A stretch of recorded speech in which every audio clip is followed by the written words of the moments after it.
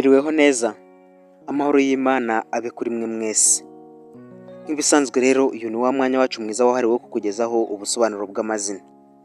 Aka kanya rero tugiye gusubiza umwe mu bakunzi bacu watubajije ngo tuzamugezeho ubusobanuro bw'izina Julia. Iyi wumva ni Strong Studio. Naho njye tugiye kubana kuri mikoro ndi Mizero Felix. Ikaze.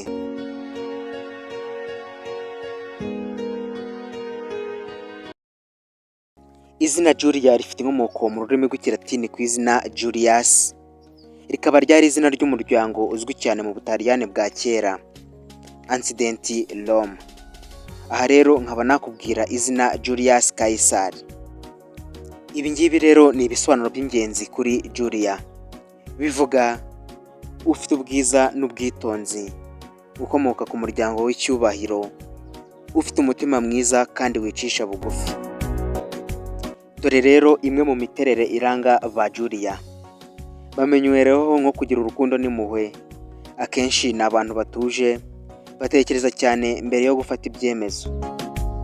Bagira ubwitonzi kandi bazi kwitanga ku bandi. Ni abantu bakunda amahoro kandi bashyira hamwe. Ngo dore rero ibiranga Julia ndetse n'imico muri rusange. Bio personality.